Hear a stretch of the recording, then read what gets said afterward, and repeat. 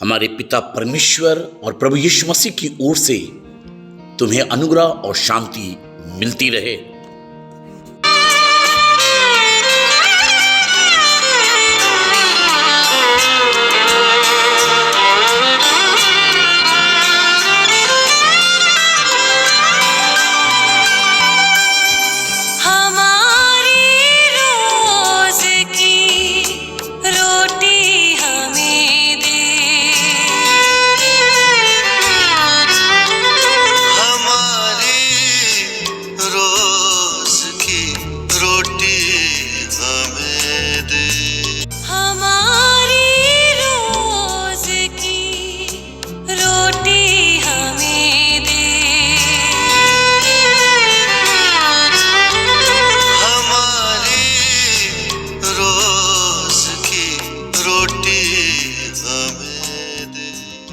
खुदावंद यीशु मसीह के मधुर और मीठे नाम में मेरे भाई मेरी बहन, हम आपका हार्दिक आज की रोटी में स्वागत करते हैं। कोई है जिसकी हथेली पर आपकी तस्वीर खुदी हुई है, कोई है जो कि आपके लिए चिंताएं करता है, कोई है जो कि आपको नाम ले लेकर बुलाया करता है, कोई है जो आपके लिए पिता के सम्मुख विनती किया करता है, कोई है जो आपके ऊपर स्वर्गदूतों को नियुक्त करता है, कोई है जो आपके लिए हर दिन अलग अलग प्रकार की योजनाओं को तैयार करता है।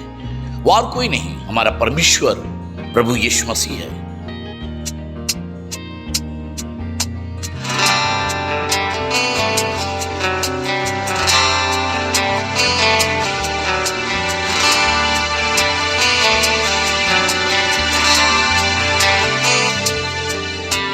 क्या दे सकता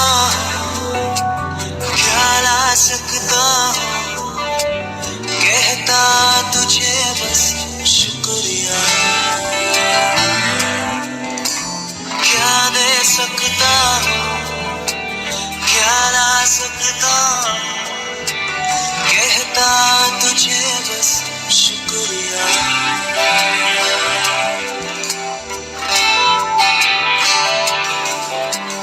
तुझ में ही मेरी सुबह, तुझ में ही हर शाम, तुझसे ही करता शुरू हर कोई काम।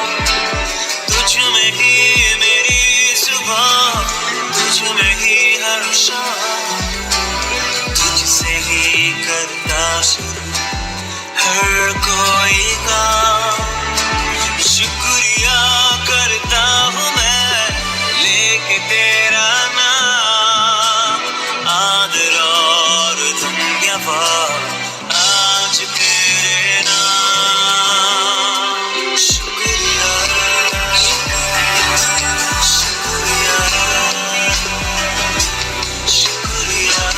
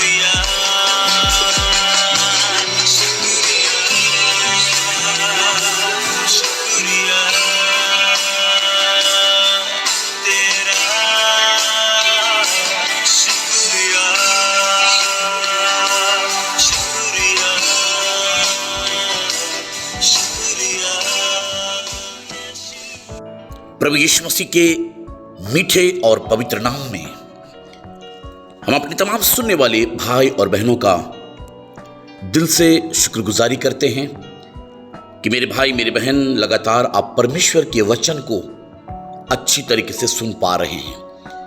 आप कमेंट करते हैं, आप सब्सक्राइब करते हैं। मैं हर बातों के लिए आपको दिल से धन्यवाद देना चाहता हूं।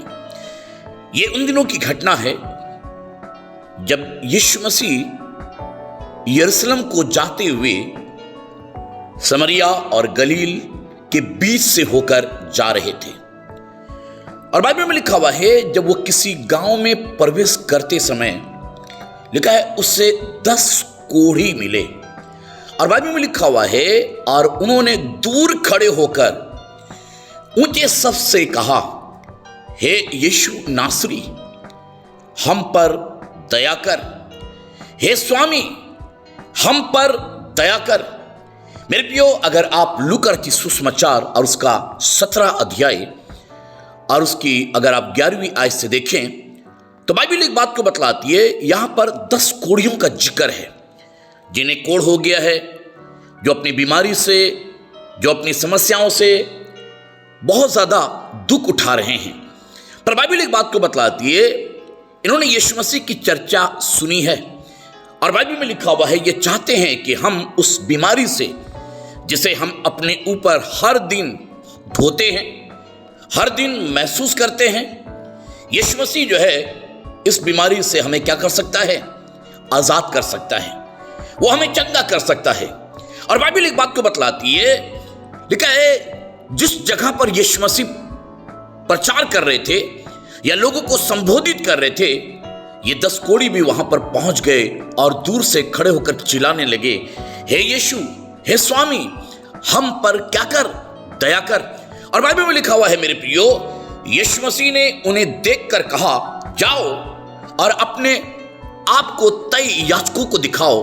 और जाते ही जाते वे क्या हो गए? शुद्ध हो गए। और बाइबल में लिखा हुआ है, लिखा है जब वो शुद्ध हो गए तो एक व्यक्ति ने देखा कि मैं अपनी उस बीमारी से, मैं अपने उस रोग से, मैं अपने उस कोढ़ की समस्याओं से मैं पूरी तरीके से छुटकारा प्राप्त कर चुका हूं।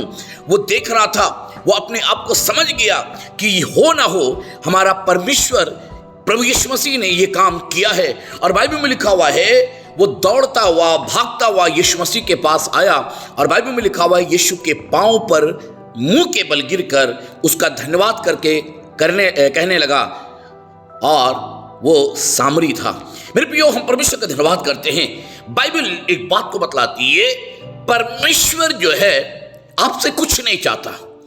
परमेश्वर केवल यही चाहता है कि जब मेरे और आपके जीवन में कोई भी ऐसा काम हुआ है, हम परमेश्वर को क्या करें?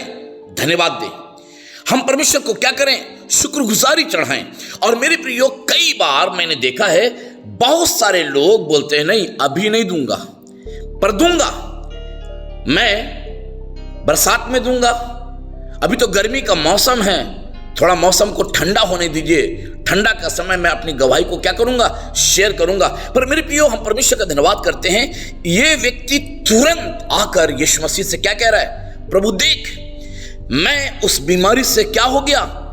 आजाद हो गया। मेरे प्रियो, हम परमेश्वर का धन्यवाद करते हैं। आपको इस बात को समझना अति आवश्यक है कि आपको विलंब नहीं करना है, आपको लेट नहीं करना है, वरन आकर अपने परमेश्वर प्रभु यीशु मसीह को धन्यवाद देना है कि प्रभु हम तेरा धन्यवाद करते हैं कि ये काम तूने किया है। मेरे प्रियो, हम परमेश्वर का धन्यवाद करते हैं। बाइबल में लिखा हुआ है, धन्यवाद का बलिदान चढ़ाने वाला ईश्वर की महिमा करता है। अगर आप भजन संहिता 34 में देखिएगा तो दाऊद कहता है, मैं हर समय अपने परमेश्वर को धन्य कहा करूंगा, और कह रहा उसकी स्तुति मेरे मुंह से होती रहेगी। मेरे प्रियो, हम परमेश्वर का धन्यवाद करते हैं। परमेश्वर ना जाने आपको कौन कौन सी बीमारी से, परमेश्वर ना जाने आपको कौन कौन सी मुसीबत से, ना जाने परमेश्वर कौन कौन सी ऐसे आंधी और तूफान से, ना जाने परमेश्वर ऐसी कौन सी लाचारी से परमेश्वर आपको बचाना चाहता है। पर परमेश्वर यही चाहता है कि तुम आकर मुझे क्या दो? धन्यवाद दो। मेरे भाई मेरी बहन, परमेश्वर आपसे कुछ नहीं चाहता और आप दे भी नहीं सकते, पर परमेश्वर यही चाहता है कि हम और आप अपने परमेश्वर को क्या दें? धन्यवाद। मेरे भाई मेरी बहन, हम परमेश्वर का धन्यवाद करते हैं। मैं कहना चाहता हूं, परमेश्वर का जन एक दिन कहने लगा, मैं यहोवा के पास गया और उसने मेरी सुन ली और मुझे पूरी रीति से निर्भय किया है। मेरे भाई मेरी बहन, जब आप कभी भी परमेश्वर के पास जाइए, परमेश्वर जो है आपके जीवन को पूरी तरीके से अपनी बरकत से क्या करेगा? भर देगा। और मेरी यही प्रार्थना है, मेरी यही प्रभु से प्रार्थना है, मेरे प्रभु से यही दुआ है, मेरे प्रभु से यही ख्वाहिश है कि परमेश्वर हमारी हर एक दुआ का, परमेश्वर हमारी एक एक इच्छाओं को परमेश्वर अपने स्वर्ग के खजाने से क्या करे?